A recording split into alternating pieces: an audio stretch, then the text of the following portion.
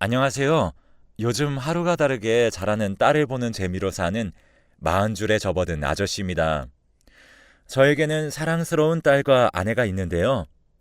마음씨 고운 아내를 닮았는지 제 딸도 그런 아내를 쏙 빼닮아 육아 전쟁이라는 말이 뭔지도 모르고 살고 있습니다.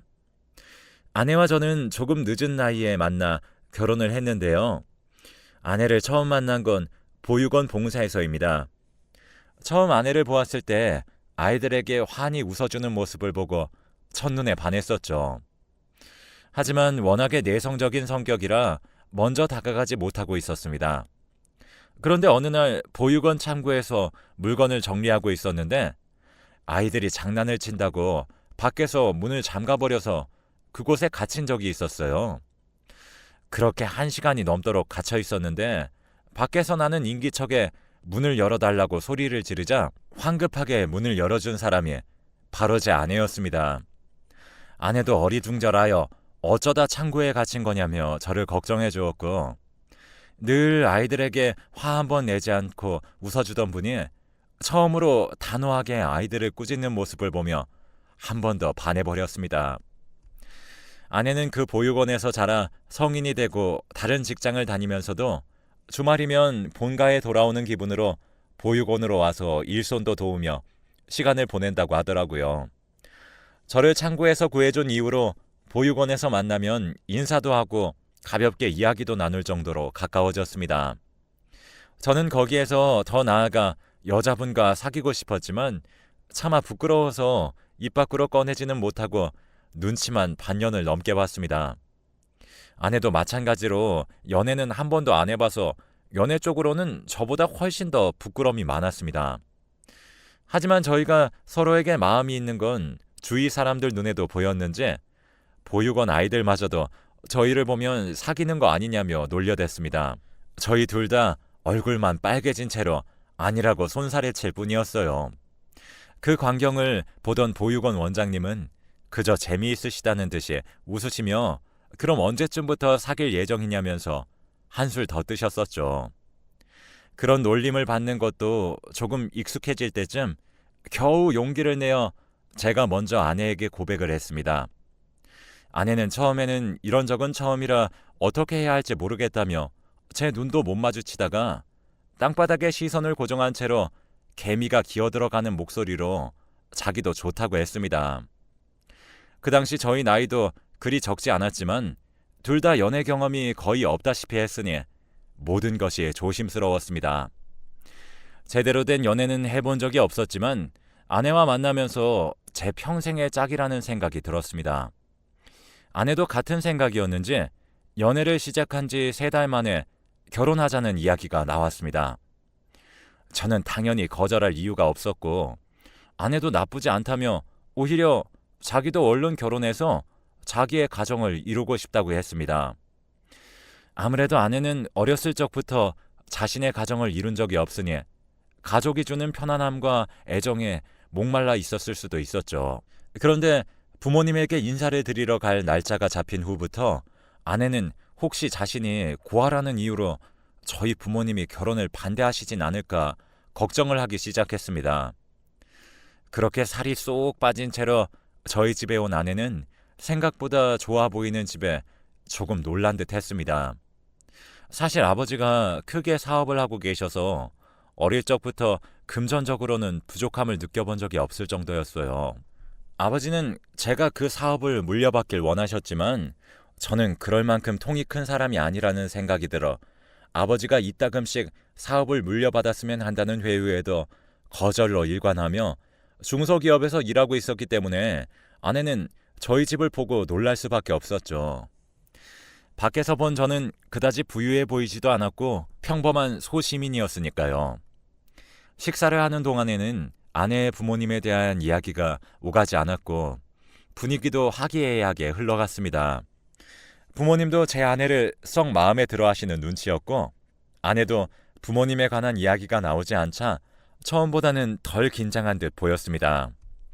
그런데 식사 후 커피를 마시면서 제 어머니가 부모님은 뭐 하시는 분이길래 이렇게 아내가 잘 자랐냐고 물으셨습니다. 아내는 그 질문에 얼어붙어 버렸고 눈치를 보며 사실은 저와 만난 그 보육원에서 자란 고아라며 자기의 부모님은 그 보육원 원장님이나 다름없다고 대답했습니다. 그러자 그때까지의 분위기는 온데간데 없이 싸하게 얼어붙는 것을 느꼈습니다. 아버지는 그나마 전과의 표정과 변화 없이 그러냐며 그래도 올곧게 자란 것 같으니 그걸로 되었다며 화제를 돌리셨습니다. 어머니는 표정이 싸하게 굳은 채셨지만요. 아내가 돌아가고 그날 저녁에는 오랜만에 집이 시끄러워졌습니다. 아버지는 아내가 부모님이 안 계신 건 상관없다고 하셨지만 어머니는 계속 그래도 우리 집안이 어떤 집안인데 근본도 모르는 애를 들일 수는 없다며 아버지를 설득하셨습니다. 중간중간에 저에게 어디서 저런 애를 데려온 거냐며 타박하는 것도 잊지 않으셨어요. 그래도 나중에 사업을 생각하면 도움이 되는 사람을 아내로 맞아야 하지 않겠냐면서요. 저는 그런 소리 하지 말라면서 저에게 과분한 사람이라고 몇 번을 말했지만 어머니는 이미 제 이야기를 들을 생각이 없어 보이셨습니다. 아버지도 부모님이 안 계신 건 중요하지 않다고 말씀은 하셨지만 썩 마음에 들지도 않아 하시는 눈치셨어요. 그 후로 아내를 다시 데려오라는 말도 결혼을 허락한다는 말씀도 하지 않으신 채로 한 달이 흐지부지 지났습니다. 그러던 어느 날 갑자기 아버지가 저를 서재로 부르셨어요. 그러더니 다시 한번 제 아내를 만나보겠다고 데려오라고 하셨습니다. 지금까지 한 번 안 된다고 하시면 늘 그 결정을 바꾸신 적이 없으셨던 분이 마음을 돌리신 것 같아 조금 놀라서 되물었더니 제 아내가 자란 보육원을 통해서 아내가 어떻게 자랐는지 어떤 사람인지 여기저기 알아보셨더라고요. 아무래도 제가 처음으로 데려온 여자인데 무작정 반대하는 것도 아버지 입장에서는 마음이 불편했던 거였죠. 이리저리 들리는 이야기들이 다 좋은 이야기뿐이니 아버지도 한 번쯤은 더 만나보고 판단하자 생각하셨던 것이었습니다. 이 소식을 아내에게 전하자 아내는 안도의 한숨을 내쉬었습니다. 그리고 다시 아내를 만났을 때 아버지도 아내의 배경보다 그 자체만으로만 보려 노력하시는 것이 눈에 보였습니다. 그 만남 이후 아버지는 결혼을 허락하셨습니다. 그 소식을 들은 어머니는 무슨 말도 안 되는 소리냐며 절대 안 된다면서 저보고 정신 차리라며 화를 내셨지만 아버지가 이미 한 번 결정한 일에다 아버지도 더 이상 반대하지 말라고 단단히 못을 박으시니 어머니도 결국엔 포기하고 제 마음대로 하라고 하셨습니다. 그 후로 모든 것이 순식간이었습니다. 허락만 떨어지는 결혼을 준비하는 건 순식간이었습니다. 아내와 저는 모두 크게 결혼식을 하는 것보다는 소소하게 가족끼리 식사하는 것으로 대체했습니다. 집은 제가 원래 살던 회사 근처에 작은 아파트가 있어서 그곳에서 살림을 합쳤습니다. 막상 결혼을 하고 나니 그렇게 반대하시던 어머니도 아내를 예뻐해 주셨어요. 매일 집에 들러 반찬을 가져다 주시고 가구는 새로 바꿔야 하지 않냐며 새로 가구를 들여주시기도 하며 결혼 생활은 모두 순조로웠습니다. 심지어는 결혼한 지 1년도 채 지나지 않아 아내는 임신을 했습니다. 나이가 나이니 혹시 아이가 잘 들어서지 않을까 걱정이 이만저만이 아니었는데 임신을 계획한 지 2달 만에 아이가 들어서자 저희 집안은 당장 잔치라도 열 기세였습니다. 제 동생과 재수 씨도 그때 아이를 가지고 있었던 상태라 집에 겹경사라며 주위 사람들이 입을 모아 축하해 주셨었죠. 하지만 나이 때문인지 아내는 임신 중독증에 걸려 살이 임신 전보다 2배가 쪘습니다. 날씬하게 몸매를 유지하는 재수 씨와는 완전히 딴판이어서 둘은 곧잘 비교 대상이 되었습니다. 개월 수는 재수 씨가 더 많이 나가는데 왜 살은 제 아내만 찌냐면서 어머니는 장난식으로 말씀하셨지만 아내는 그 말에 늘 상처받아 집에 돌아오면 이불을 푹 뒤집어 쓰고 이제 아무것도 먹지 않겠다며 고집을 부리기도 했습니다. 아무리 요즘에는 나이가 많은 산모들이 늘고 있다고는 하지만 30대 후반이 되어서 아이를 가지고 지켜내는 것은 쉽지 않은 일이었습니다. 병원에 갈 때마다 임신 중독이 의심된다면서 의사 선생님이 주의를 주셨었는데 결국엔 임신 5개월 차에 임신 중독증을 진단받았습니다. 태아에게도 안 좋은 영향이 갈 수 있으니 하루 종일 옆에서 아내를 케어해 주어야 했지만 그 당시 회사의 사정이 너무 안 좋아져서 저도 매일같이 야근을 하고 집에서는 잠만 겨우 자고 다시 출근하는 지경이었습니다. 아내는 잠시만 움직여도 피로감을 느끼고 엎친 데 덮친 격으로 시력까지 점점 저하되어 갔습니다. 평생 안경 한번 써보지 않았던 아내는 이제 지나가는 간판도 겨우 읽을 수 있는 수준으로 시력이 나빠져 갔습니다. 이런 와중에 집에 혼자 있게 하려니 걱정이 이만저만이 아니라 결국엔 저희 본가에서 잠시 지내기로 했습니다. 집에는 어머니뿐만 아니라 둘째네도 살고 있었고 일하시는 분들도 많으시니 집에서 혼자 사고를 당한 일은 없겠다 싶어 그나마 마음이 놓였습니다. 그런데 한 번은 퇴근을 하고 집에 돌아오니 집이 난장판이 되어서 아내가 소리를 고래고래 지르고 있었습니다. 어찌나 격하게 몸싸움을 한 건지 어머니와 아내 그리고 그 싸움을 말리는 것처럼 보인 재수 씨마저도 얼굴이 엉망진창이었습니다. 아내는 흥분을 감추지 못한 채로 어머니에게 욕을 한 바가지 퍼부어댔습니다. 처음 보는 아내의 모습에 저도 당황하여 급하게 아내를 방으로 데리고 들어갔지만 아내는 여전히 씩씩거리면서 어머니와 재수 씨가 자기와 아기를 죽이려고 한다며 소리를 질렀습니다. 저는 일단 임신을 한 아내가 너무 흥분을 하면 좋지 않을 거란 생각에 아내를 진정시키려고 일단 원래 저희가 살던 집으로 왔습니다. 아내는 집으로 오는 길 동안에도 펑펑 울다가 화내다가를 반복하다가 집에 도착하자 기절하듯이 쓰러져 잠에 들었습니다. 일단은 저도 무슨 일인지 상황 파악을 해야겠다 싶어서 아내를 침대에 재우고 다시 본가로 돌아갔습니다. 그러자 어머니와 재수 씨가 달려나와 제 아내가 이상한 것 같다며 그동안 제정신인 사람인 척 연기한 게 틀림없다고 했습니다. 제가 무슨 일인지 차분히 이야기해 달라고 하고 이야기를 들어보니 임신 중독증을 진단받은 이후로 아내가 많이 예민해지고 어머니나 재수 씨에게도 안하무인이었다고 합니다. 저도 아내가 그 후로 조금 예민해졌다고 느끼곤 있었지만 도대체 얼마나 심하게 행동을 한 건진 가늠이 가지 않았습니다. 그런데 이야기를 들을수록 입이 떡 벌어져 다물어지지가 않았어요. 이야기 속 아내는 완전 폭군이 따로 없었습니다. 어머니와 재수 씨가 임신에 좋다는 약이나 음식을 들고 와서 나눠주면 자기 체중 관리해야 하는 건 모르냐면서 아무리 몸에 좋은 음식이라도 지금 먹으면 살쪄서 아기에게 안 좋다고 하다가도 자기에게 그 음식을 또 주지 않으면 자기들끼리만 좋은 걸 챙겨 먹는다면서 그렇게 소리를 지르고 화를 냈었다고 합니다.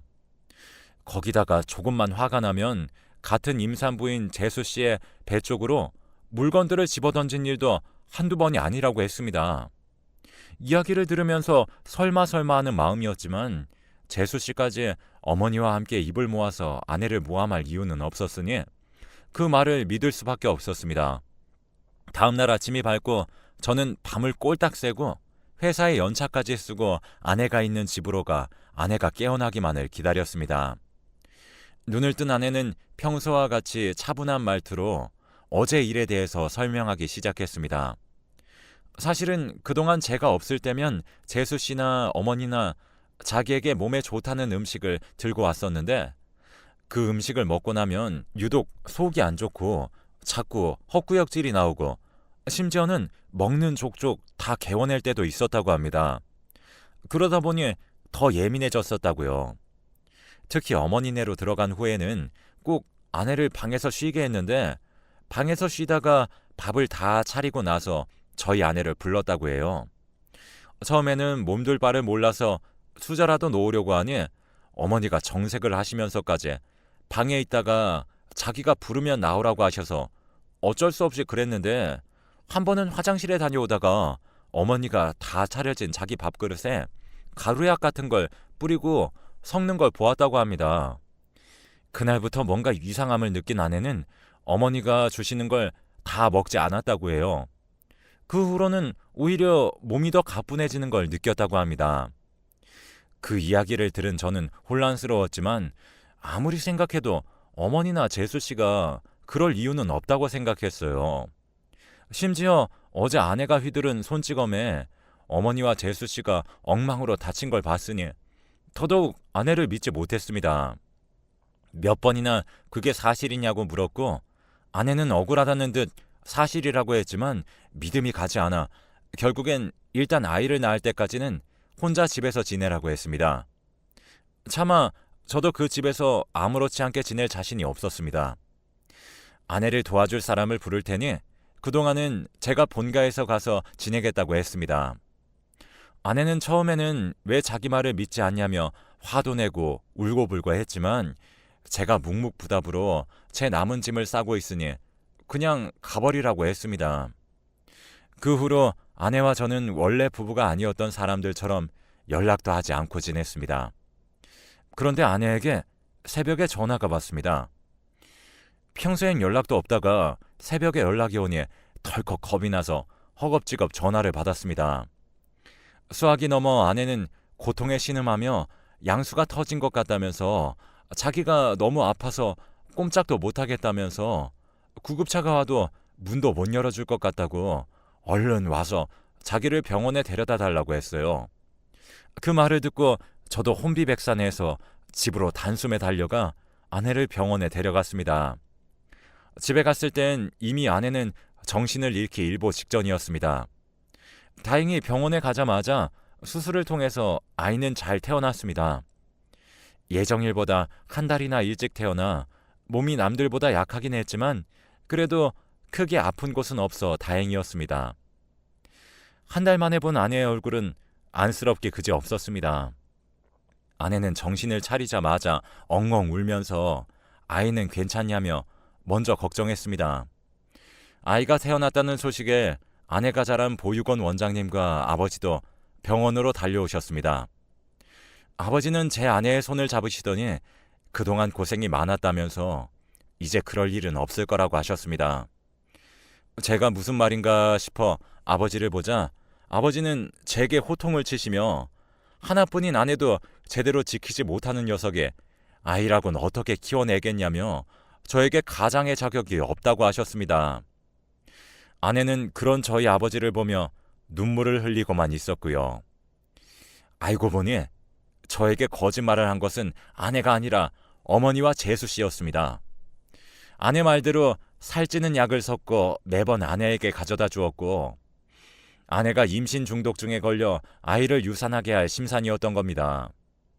하지만 어머니와 재수 씨가 그럴 만한 이유를 전혀 이해할 수가 없어서 아버지에게 그게 무슨 소리냐며 어머니가 그럴 이유가 없지 않겠냐고 되받아쳤습니다. 그러자 아버지가 모든 걸 이야기해 주었습니다. 사실 제 어머니가 친어머니가 아니라고요. 저를 낳아주신 친모는 워낙에 몸이 약해서 저를 낳고 시름시름 앓으시다가 제가 두 돌이 되기도 전에 돌아가셨고 지금의 어머니는 제가 5살 때 재혼을 한 새어머니라는 사실을요. 어머니 입장에서는 친자식이 아닌 제가 회사를 물려받는 것보다 자기의 핏줄인 둘째가 회사를 물려받았으면 했었겠죠. 재수 씨도 그건 마찬가지였고요. 그런데 제 아내가 아버지에게 이쁨 받는 것 같아 보이자 괜히 아버지가 다시 저에게 회사를 물려받으라고 할까 불안해하는 것이 다 티가 났다고 합니다. 집에서 일하는 사람들끼리도 어머니와 재수 씨가 욕심이 덕지덕지 붙었다며 수군거리는 것을 아버지는 다 알고 계셨다고 해요. 하지만 그렇게 약까지 써가면서 제 아내를 괴롭히는 것까지는 눈치채지 못하셨다고 합니다. 집에서 한바탕 했던 그날 밤 아버지가 집에서 있었던 일을 들으시곤 먼저 제 아내에게 연락해서 미안하다며 새어머니와 둘째네를 쫓아낼 테니 조금만 기다려달라고 하셨다고 합니다. 그 이후로 아버지는 집안에서 일하는 사람들을 시켜 어머니와 재수 씨가 그동안 제 아내에게 먹인 약들을 알아내고 증거를 모으라고 했습니다. 그 이야기를 듣자 저는 남편이라는 사람이 무슨 짓을 한 건지 아내에게 차마 고개를 들 수가 없었습니다. 점점 숙여져가는 제 고개를 본 아내는 먼저 지금이라도 알았으니 다행이라며 이제 한 아이의 아빠니 다시는 그런 실수하지 않으면 된다고 너그럽게 용서해 주었습니다. 그런 아내에게 너무 고맙고도 미안할 따름이었어요. 한참을 이야기하던 중 새어머니와 둘째네가 뻔뻔스럽게 병실 안으로 들어왔습니다. 세 사람이 들어오자 분위기가 싸하게 식은 것을 느낀 것인지 분위기가 왜 이러냐며 제 아내에게 수고했다면서 아무렇지도 않게 인사를 건네는 동생을 보니 화가 부글부글 끓어올랐습니다. 그런데 지금까지 한마디도 하지 않으시던 보육원 원장님이 어머니의 얼굴을 확인하더니 화들짝 놀라셨습니다. 어머니는 시선을 느끼고 고개를 돌리다가 원장님과 눈이 마주친 후 그 자리에서 얼어붙었습니다. 먼저 입을 뗀 것은 원장님이었습니다. 혹시 30년 전에 자기를 만난 적 있지 않냐면서요. 어머니는 말을 더듬으면서 자기는 기억이 나지 않는다고 대답을 피했습니다. 그런데 원장님은 곰곰이 생각하시더니 제 아내를 보육원에 데려왔던 분 아니냐며 확신에 찬 말투로 어머니에게 되물었습니다. 그러자 어머니도 제 아내를 보며 무슨 소리냐며 그럼 제 아내가 자기 딸이냐면서 소리치고선 입을 틀어 막았습니다. 아내는 어리둥절하여 도대체 무슨 소린지 상황 파악도 제대로 하지 못했고 원장님이 지금까지 자기 딸인 줄도 모르고 그렇게 괴롭힌 거냐며 어이가 없다는 듯이 어머니를 바라보았습니다. 어머니는 그 자리에서 다리에 힘이 풀렸는지 주저앉아서 아내를 바라보며 정신을 못 차린 채로 그럴 리가 없다는 말만 웅얼거릴 뿐이었습니다. 아내는 처음에는 조금 충격을 받은 듯 했지만 자기는 그냥 평생을 고아로 살겠다며 자기에게 어머니는 보육원 원장님밖에 없다고 못 박았습니다. 그제야 어머니는 정신을 차렸는지 미안하다며 몰랐다면서 보고 싶었다고 아내에게 달려들었지만 저에게 순식간에 제지되었습니다. 아버지는 한숨을 푹 내쉬시며 어떻게 할지는 제 아내에게 전적으로 맡긴다고 하셨고 아내는 마음 같아서는 감옥에 넣어버리고 싶지만 그럴 필요도 없이 이미 저 바다 끝에서 사는 사람인 듯하니 그냥 다시는 안 보고 살고 싶다 했습니다. 아버지는 아내의 뜻에 따라 그렇게 하자며 둘째를 호적에서 파버리고 어머니였던 사람은 다시는 저희 눈에 띄지 않는 조건으로 고소를 하지 않겠다고 겁을 주어 내쫓아버렸다고 합니다. 그 이후로 2년이 지나 저희 딸이 두 돌이 되었습니다. 그동안 아버지와 저희 가족은 일주일에 한두 번은 함께 저녁 식사를 하면서 행복하게 일상을 보내고 있습니다. 아내는 이런 가정을 가져본 것이 처음이라 너무 소중하다면서 행복해합니다. 저도 그런 아내를 보고 있으면 절로 웃음이 납니다. 이렇게 행복하기까지 우여곡절이 많았지만 결국엔 나쁜 짓을 하면 다 드러나서 벌을 받더라고요. 여러분들도 행복하게 사세요.